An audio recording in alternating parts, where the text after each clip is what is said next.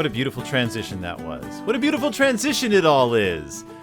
Welcome back to Deep in Bear Country, a Berenstain Bearcast. I am your host, Phil Gonzalez, and I'm taking it live.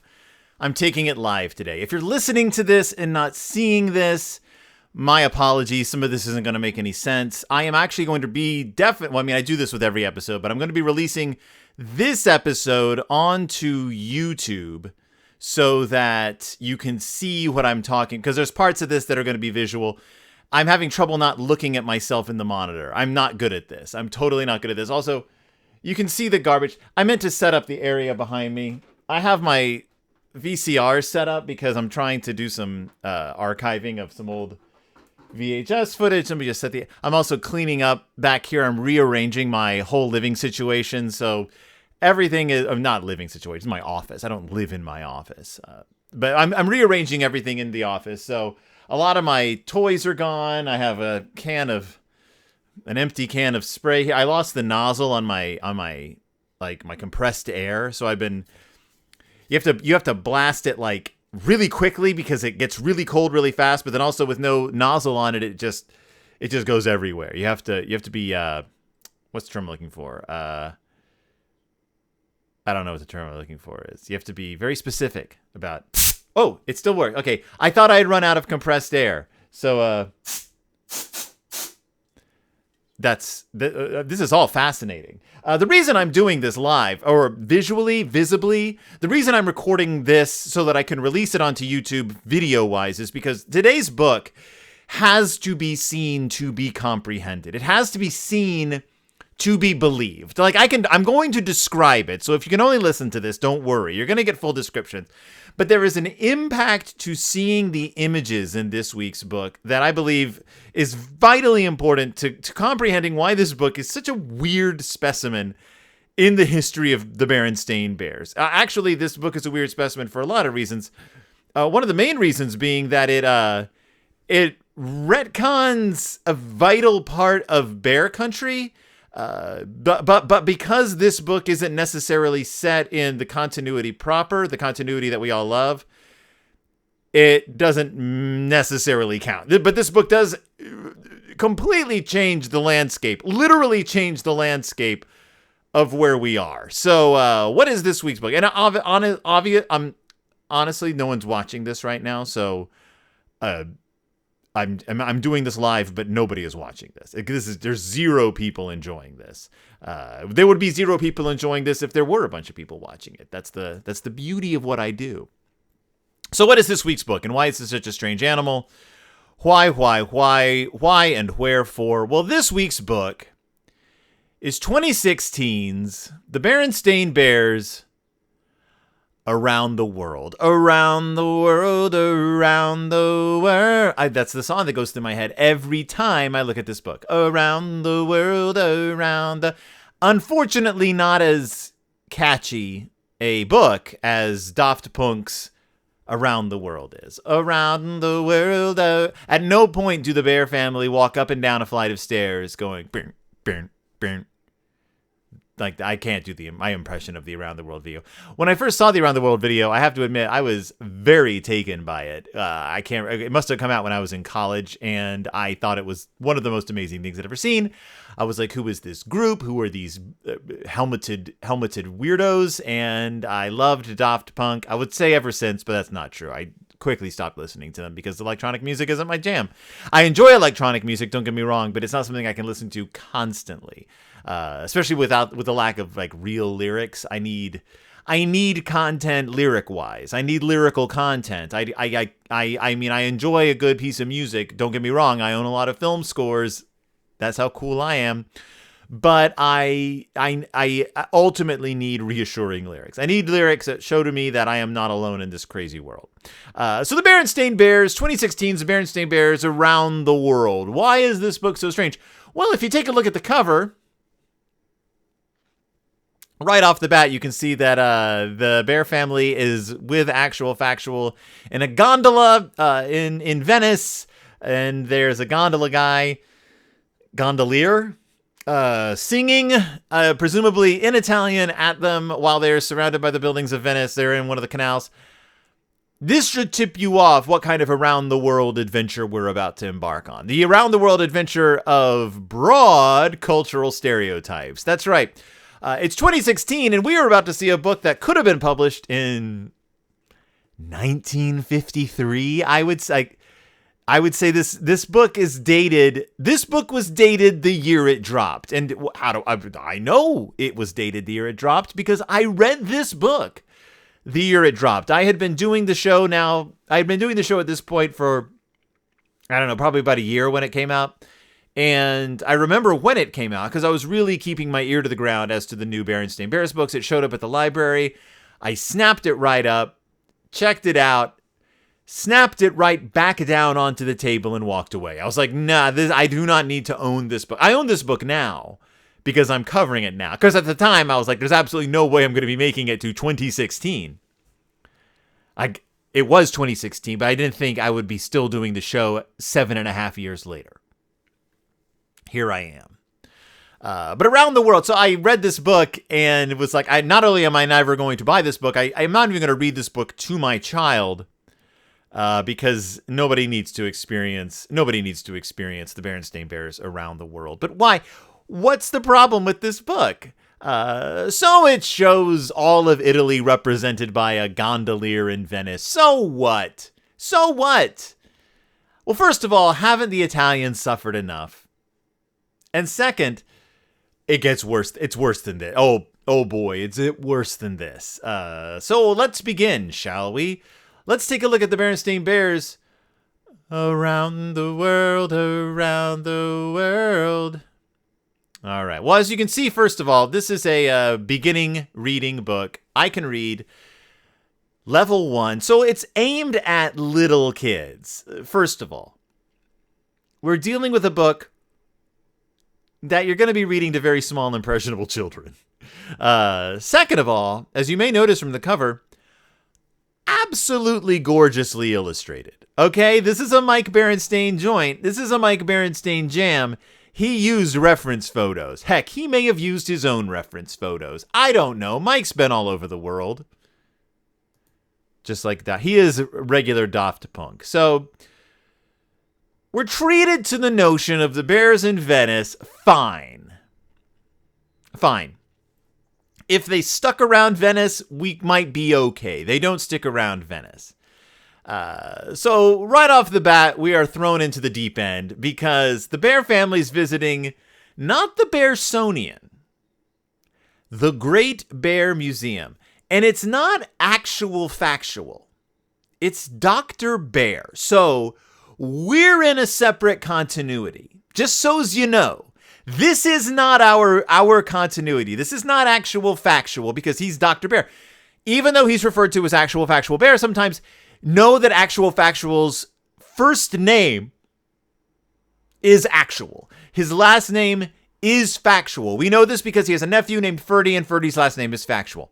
Actual factual is a separate character from Dr. Bear. Now, I believe, correct me if I'm wrong, but I believe Dr. Bear is the bear who showed up originally in like the Bears, I want to say the Bears Almanac or their science book. Before actual factual was a character, he was known as Dr. Bear. If I'm not mistaken. What we're in now is a weird branch off of Bear continuity. We are safely in a branch off of Bear continuity, and you're going to find out why in 1 second, and then later on in the book. I've brought this up on a few episodes, and this is the episode where I'm going to justify it and say, do not worry, everything still holds. Things haven't completely fallen apart. So, the Bear family is at Great Bear Museum. I don't even know where that is. Big Bear City? Maybe. Dr. Bear, not actual factual, Dr. Bear is showing them a globe of the Earth, which presumably they've seen before, but they all seem pretty fascinated by this globe. And he has a long pointer, and he has because it's a huge globe. It's like the size of a Berenstain bear. He's up on a stair, like a little portable stairwell, and he's pointing with his pointer at the globe, and he says, "We live right here." And he's pointing to the continental United States. He pointed to North America. What we know is North America. But he's not just pointing to North America. He's pointing to a X, like a pirate treasure map X on North America. And he's saying, we live right here. And I actually took this map. I wish I could show you. I didn't hang on to it because it looked terrible. But I took this bear's map of the United States. What looks like the United States, right? To me, it's the continent of North America. I cut it out of this image and I laid it on top of an actual map of North America. It was difficult because Mike has drawn it in such a way that it's supposed to look distorted because it's on a curved globe. I did my best to sort of fit it over North America. And as far as I can tell, Actual Factual is pointing to an area in the southwest region of Wyoming. Meaning that in this continuity, just this continuity, not all the continuity, just in this one, Beartown is located in Wyoming. That's the last I'm going to say about it. 60 years, actually at this point it wasn't 60 years, 50 some odd years, Stan and Jan Berenstain were like, Beartown is anywhere. The bears don't live in a specific state. They live anywhere. Use your imagination. We want it to seem like anyone's town. This could be any town, anywhere in the world, basically. It could be anywhere. The bears don't live in our world, and we don't need to zero in on a location. Beartown is any town, USA. Then Mike comes along and he's like, it's in Wyoming. It's in Wyoming, everyone. Now, I was going to say Actual Factual. It's not Actual Factual. It's Dr. Bear. Dr. Bear is about to become very reminiscent of another doctor. Because Dr. Bear has a machine. It is called the Anywhere, Anyplace machine, which is redundant. I thought it was going to be the Anywhere, Anytime machine, and that would make my upcoming joke a lot more, pointed. But the long and short of it is Actual Factual has a TARDIS. Dr. Bear has a TARDIS. He has a TARDIS in his museum, not the Bearsonian, the Great Bear Museum. He has a TARDIS machine that can take him anywhere, presumably anytime, and I'm going to come to that as well. It's sort of his version of the Great Glass Elevator, but it's mostly a TARDIS. It is it's like a single, it's like a booth, a largish booth with two, I want to say they're not like side rooms. I don't know. It's a booth, like a door, it's like a compartment with a door on the front with portholes and clocks attached to it and a radar dish and a globe on top. And he's like, come on into my machine. And you're like, yeah, this is a TARDIS. It's what Doctor Who uses. The Doctor, I guess, the fans would say. It's the first explicit Doctor Who reference we've ever gotten in a book. Because this is what this machine is. And also, oh boy, I guess magic exists in this universe as well, because this machine is magic. He gets them inside the machine and he's like, Sister Bear expresses a desire to travel around the world, and not Actual Factual says, let's do it. Get in my machine. It's my anywhere, anytime, any place, anyhow you choose. Whatever you want, machine. You want your own reality? I'll make you a reality, kid. Hop on in. Get in my machine. And he does, and he pushes a button, and they're off. And where are they off to? Why, jolly old England, mate. They're in another country. Welcome to London, England, says Dr. Bear. What is London, England? Well, there's a picture of a map of England, and there's a X where London is. Fairly accurate. Why, there's a black cab with a European license tag. And it says taxi on. Oh, there's a red telephone booth. And what's that? It's that big Ferris wheel that everyone's crazy about. The Ferris wheel they always show you to establish that you're in London. And I don't know. There's that big glass building everyone's nuts about. And then the bell starts ringing. Bing bong goes the bell. And Dr. Bear's all, the tower bell is called Big Ben. It makes a lot of noise, says brother, and then Honey's all bing bong, and there's a British Bobby twirling his baton. There's a bear walking by in the background with an umbrella and a bowler hat on. They're literally in like Victorian era England. So that's why I'm like, this has to be a time machine. Because you're not going to see this if you go to England. I mean, you'll see cabs, you'll see Big Ben, you'll see the Ferris wheel. You see like a worker in the back, like in suspenders and he's like a builder or something, or a bricklayer. You walking down the street, gonna run into Mary Poppins. Like it's that England, right? So this should be setting off some sort of alarm bells for you. That this is the world the Berenstain Bears are visiting. They're not visiting anything resembling reality.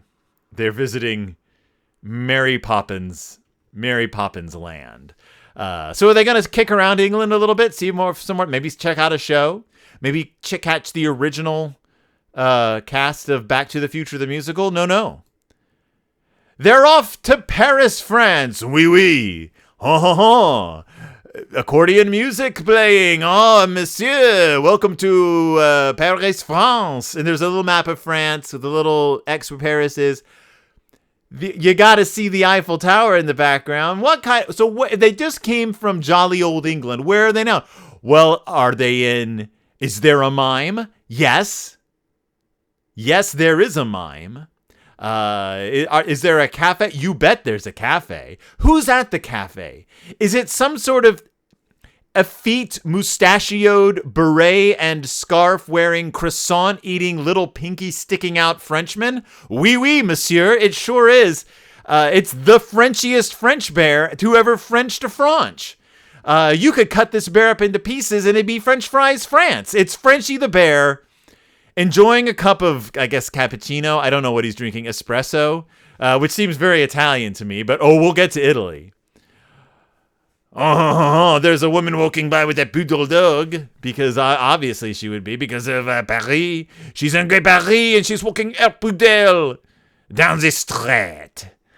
And if you think I'm exaggerating my accent, no, trust me, this is the accent that people in this France speak with. There's some beautiful flowers.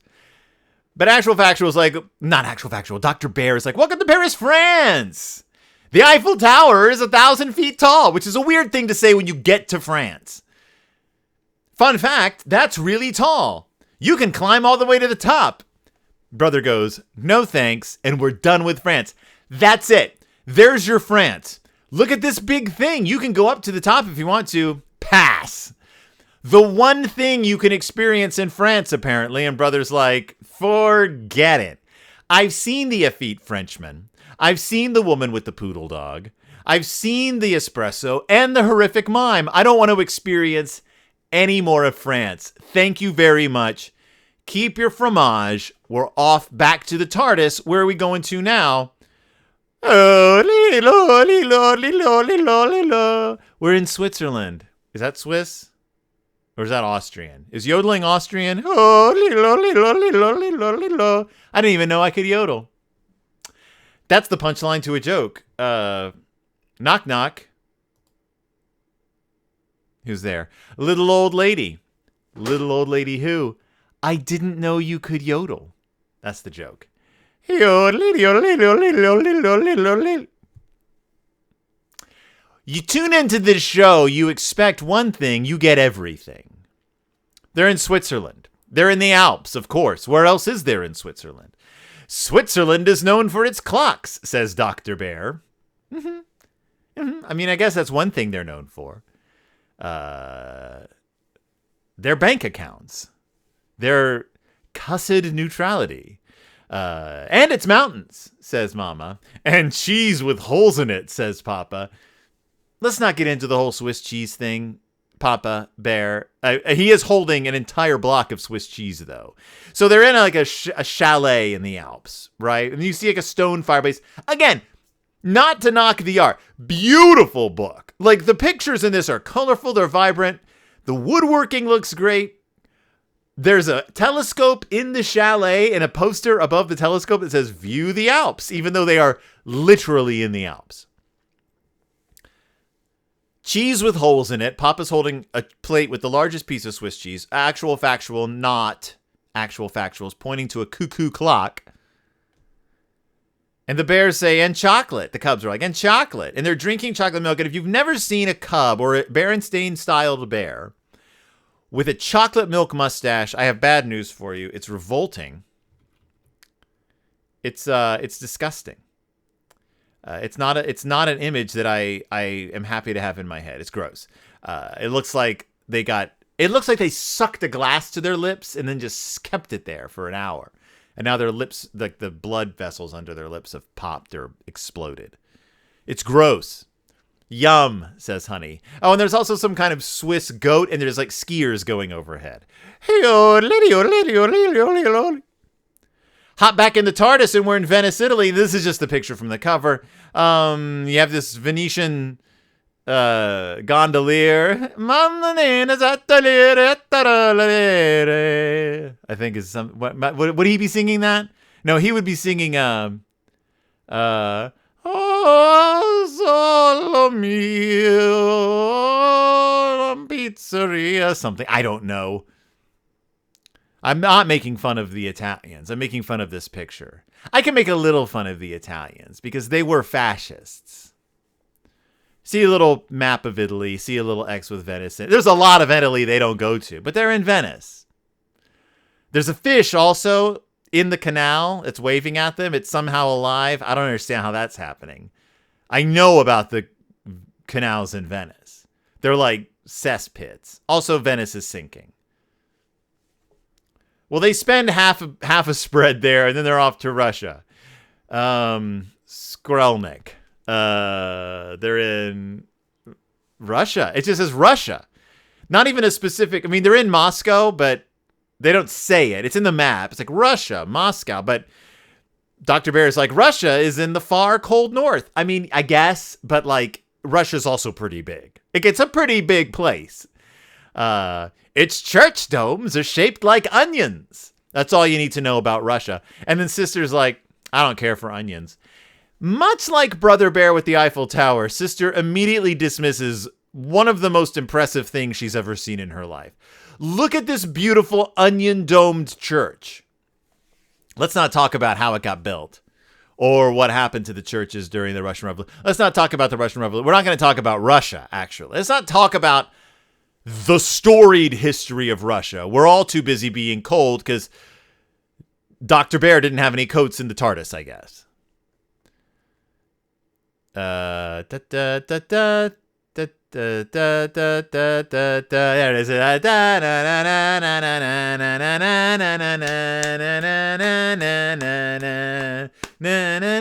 That's Russia. It's more Russian than this picture. Oh boy! Okay, now we're treading into some serious waters. They hop back in the TARDIS, and now they don't. Okay, actual fact. Dr. Bear doesn't say, and now we're in Egypt. They just step out of the TARDIS and he goes, Egypt is a part of Africa. Which is good to know. They're in Egypt. Somewhere in Egypt. I don't know where. I don't know what we could possibly... Okay, of course they're standing in front of the 3 pyramids and the Sphinx. It's the oldest country on Earth. All right, there's a little fact. It is mostly desert. Grand. But the Nile River gives it water. Okay. Great buildings and statues of long ago stand here still. Fabulous. We see presumably an Egyptian riding on a camel, a dromedary, and waving at them. It's fine. It's fine. I believe you are in Egypt. It's a little stereotypical. Egypt is a lot more than just the Great Pyramids. There's a lot to see. There's bustling metropolises and culture and people. But okay, we see a person. He's, maybe looks like he just stepped out of an Indiana Jones adventure. Could be that they're actually in a time machine. Because there's no one else around. Also, there's no tourists around these.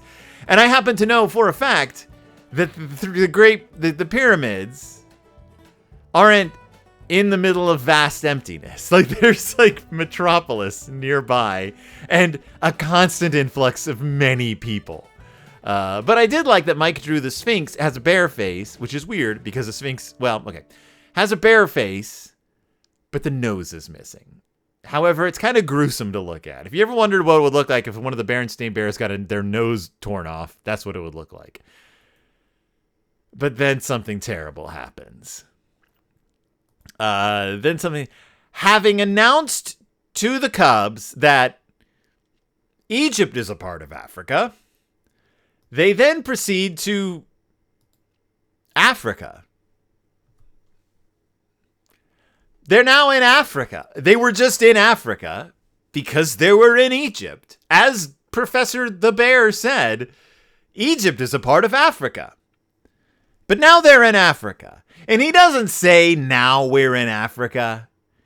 But Egypt is mostly covered in deserts. And Africa, most of Africa, is just forests and plains. Or much of Africa. There's a lot of weasel words in this book. Again, Africa, not a country. Africa, pretty big continent. Africa, populated by people.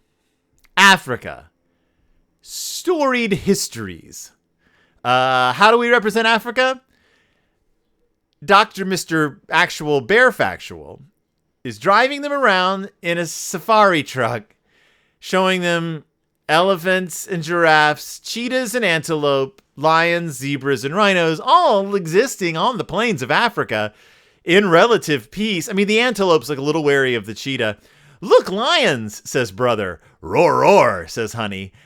To which Mama and Papa say the greatest thing that's ever been said to Honey, which is, hush, Honey.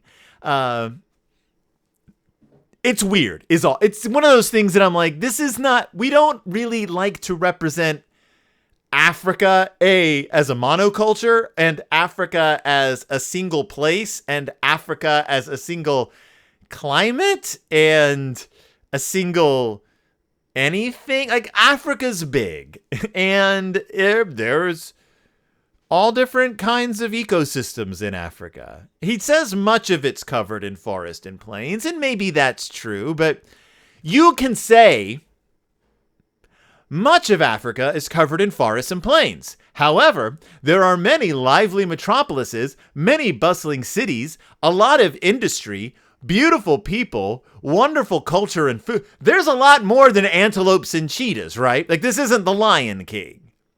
But we don't go in that direction. We just see Africa. And even the map is just Africa. And the lion sleeps tonight. Then it somehow gets worse. Because they go to India. It's a world of laughter, a world of tears. It's a world of hopes and a world of fears. There's so much that we share, and it's time we're aware it's a small world after all. The It's a Small World ride does more to advance cultural knowledge. Mary Blair's original illustrations for the It's a Small World ride did more to advance cultural knowledge than this book does. Because what is India? Ring, ring. Hold on. The phone's ringing. Ring, ring. Hello? Who's this? Rudyard Kipling. What's that? This book's a little regressive. Huh. Funny you would think. Why would you say? Oh, it doesn't represent India very well. Thank you, Mr. Kipling.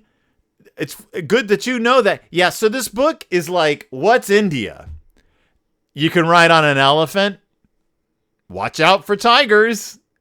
Yeah, watch out for tigers. Or they'll chase you around a tree until you turn into butter. Is that where you're going with this? Because India's more than just elephants and tigers. Oh, you do see the Taj Mahal in the background, just hanging out back there. Through the leaves of the jungle is the Taj Mahal. And also, I don't know, Rikki Tikki Tavi's nearby, maybe. The White Seal. Yeah, this is a not great look for India. You know what India famously has a lot of? People. India famously has a lot of people. They tend to be, in most places, doing many things. Again, much like everywhere in Africa, different cultures, foods, languages, people. But that's okay, because we only spend one little page and one paragraph. Watch out for tigers. They shush Honey again, because she growls at the tigers, which is pretty funny. There's a recurring theme in this book of nobody wants to be in the World Traveler, which is kind of funny. They hop back in the TARDIS.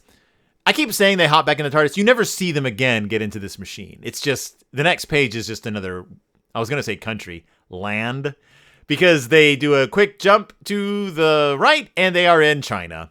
Now, we acknowledge that China has a long history, unlike the other places. And we acknowledge it by Dr. Bear saying, China has a long history and a long wall, says Brother. Those are two facts that I can't dispute. China, long history, long wall. The Great Wall of China, says Dr. Bear. So Dr. Bear says the Great Wall of China was built to keep enemies out. Third fact.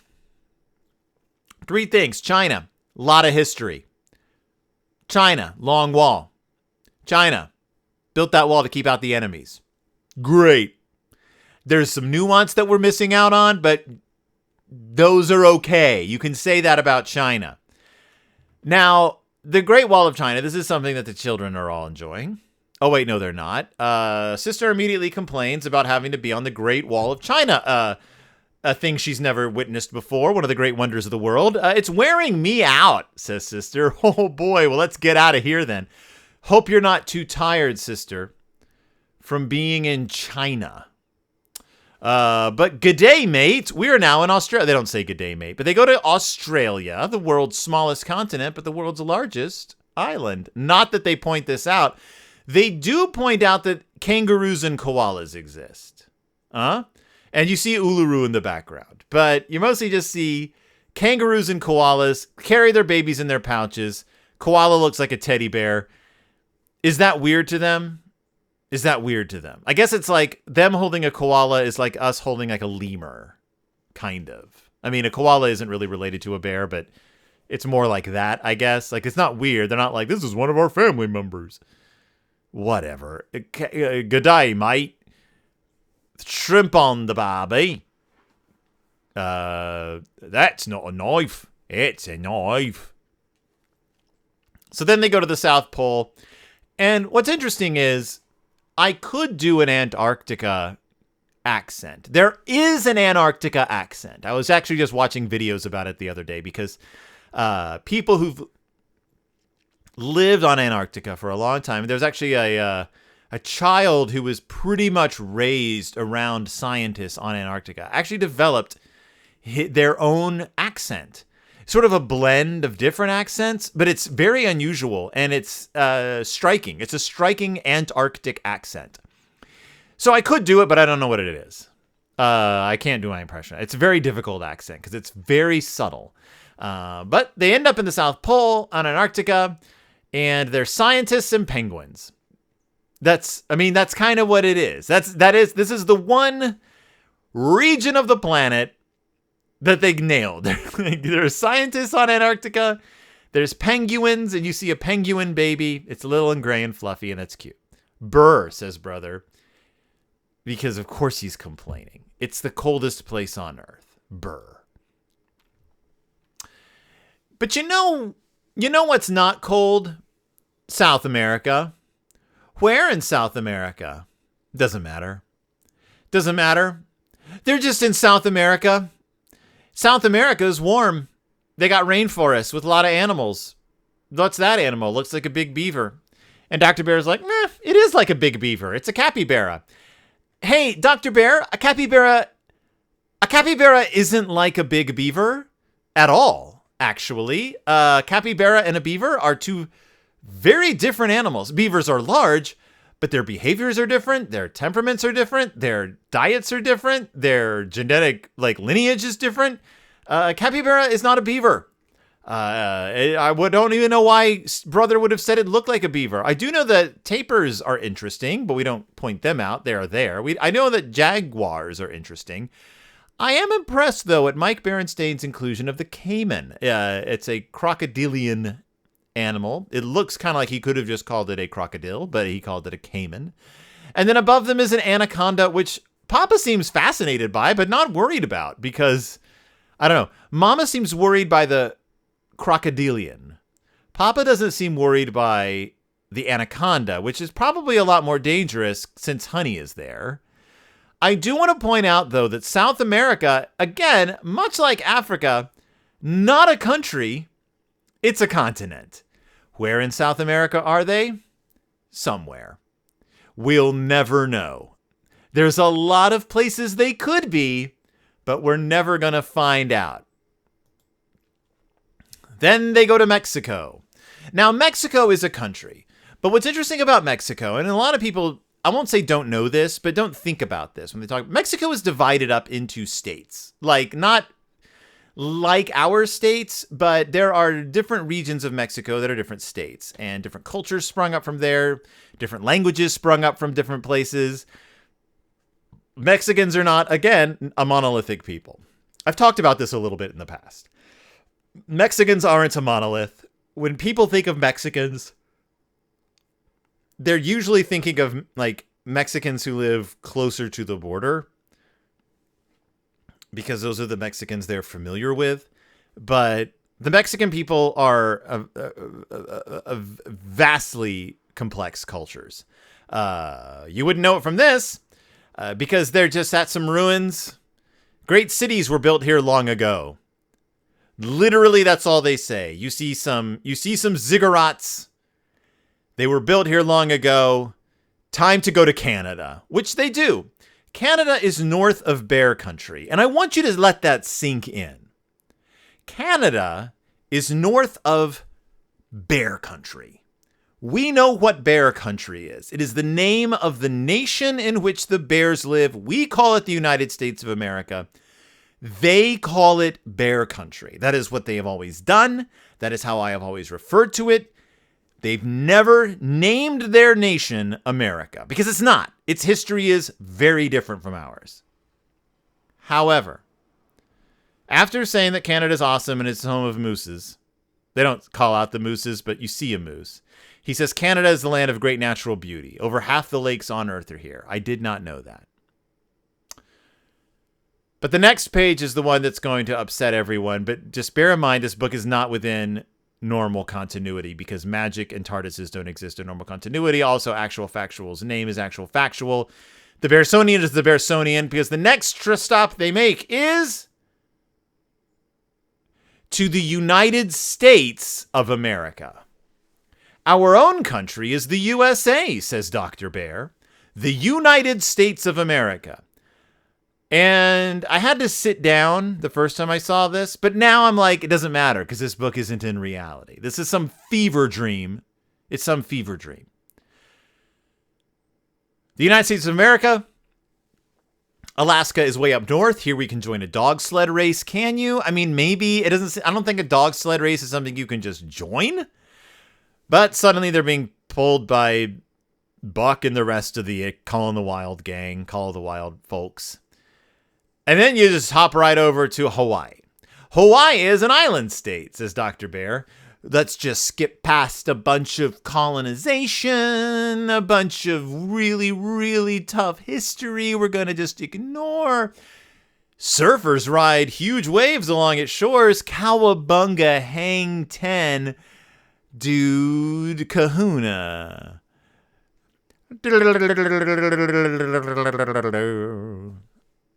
Brother Bear is learning to play the ukulele. He's being given a lei by presumably a native Hawaiian woman wearing a grass skirt with a flower in her hair. He is blushing. This is probably the first time in the storybooks that we've seen Brother respond hormonally to something because he's clearly into this woman. Mama's chilling out on a towel with a drink in her hand, which is pretty fun. Honey Bear is about to get attacked by a crab, But Papa and Sister are surfing. They're hanging 10. I'm impressed. And Dr. Whatever is strumming his own ukulele. Somewhere over the rainbow, way up high. That's the ukulele song. That's all I'm going to do. I'm not going to sing the whole thing. They look at the Grand Canyon. A river dug out of the Grand Canyon just millions of years ago. And now we know that we're not in the world that we thought we were in. Because the faces of the presidents are carved on Mount Rushmore. And the presidents named are George Washington, Thomas Jefferson, Teddy Roosevelt, and Abraham Lincoln. Not George Grislington, Teddy Roosevelt, or whatever. Not, Abraham Lincoln, like they usually are. These are just our presidents. This is not the real bear country. And then they're in the New York Harbor, and they put their hands over their hearts and salute the Statue of Liberty, which is weird, but she's a bear. None of this makes sense anymore. And then they get back to the Great Bear Museum and they leave the TARDIS and he's like, come on, there's more places to visit. Come back anytime. They never come back. I do not believe we see the Anywhere, Anyplace machine ever again in the history of the Berenstain Bears books. But that's the Berenstain Bears. The Berenstain Bears around the world. It's a beautifully illustrated book. It's a not great book. It's a not great look. If I'm going to be totally honest, this book is not a great look. It's a problem. It's got some problem stuff in it. Most of it having to do with the representation of other lands. None of it's a lie, but none of it's really that great. I would not read this book to a little child unless you were going to pick it apart and show them why it's wrong. It would be a great book to bring to like a junior high school, like world cultures class to tear apart. Like not physically tear apart. I don't believe in destroying books, but like to like pick apart, like be like, this is why this is the thing. Don't do that. That's my impression of a scold, by the way, which is what I am. I'm a scold, a cultural scold. I'm wearing a Berenstain Bear shirt, by the way. Huh? I am the only owner of this shirt. So, you may notice in the back here, I have a lot of Bluey figures. I don't like Bluey, but I like the figures. It was a weird purchase, but I was like, I like their aesthetic. I like the aesthetic of those characters. I'm going to buy all these figures when I've never watched the show. Then I tried to watch the show and I was like, this is childish. There's my Berenstain Bears. I still have those. But I got rid of a lot of my Playmobiles.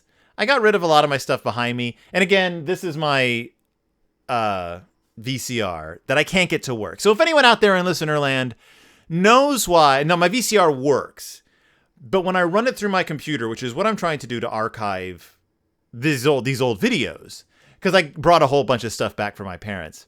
When I try to archive the videos, the picture looks fine. It looks as well as you can imagine a 30-year-old VHS tape looking. But the sound is really muffled.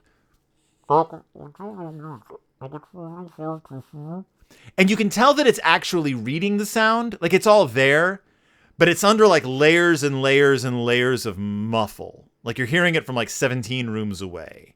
And I've heard this is a thing that happens when you're trying to do this, like digitize VHS and other like old analog recordings. Sometimes the sound doesn't quite transfer right. So if anyone out there has any tips for me, because this is just like I'm running an RCA cable, like left and right RCA cables through like a converter that plugs into my computer. I was going to say it's pretty cheap. It wasn't pretty cheap, the converter box, but it's supposed to work. It came recommended.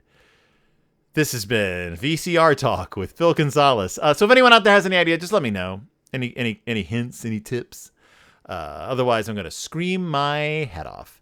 But that was the Berenstain Bears around the world. I own it. That's it. That's all I have to say. Thank you so much for joining me. Thank you so much for listening. You can find me at BerenstainBearcast.org. Please, if you want to watch this, go to my YouTube. It's Phil. Just search Deep in Bear Country and the Berenstain Bear, like this, it'll come up. Phil Gonzalez. That just look for it on YouTube, and you'll be able to watch this episode. I don't post videos of every episode. I post like this. I post the audio on YouTube, so you can listen to it there. But I don't post myself doing it. Like, you won't see me. This time you'll see me, just because I want you to see these pictures. Yeah, do that. Otherwise, thank you so much for joining me. Thank you so much for listening. Like and subscribe, I guess. Listen to my other shows. Just dropped a new episode of It's Del Toro Time, and if I can ever get my child to write me back, we'll be doing another one soon. Hopefully I'll be getting Pizza Toast back up sometime soon. We got Ballad of Songbirds and Snakes, the movie, coming out in a couple months. Christy and I got to gear up for that one if you want to hear me talk about the Hunger Games again after we did it for like 15 episodes. Otherwise, I'll be back next week with more Berenstain Bears action. If you like these live videos, let me know, and I'll try to do more of them. Otherwise, I won't do any more of them. I'll leave you alone, and you won't ever have to see my face again, unless I do a live show. Also, if you want me to do a live show in your area, let me know, and then set it up for me, because I'm not going to. And I'll come to your city and do it. But I'm not going to do any of the legwork myself. That's too much work, and I'm bad at it. Otherwise, thank you so much for watching. Thank you so much for listening, and I'll see you all next time. Deep in Bear Country.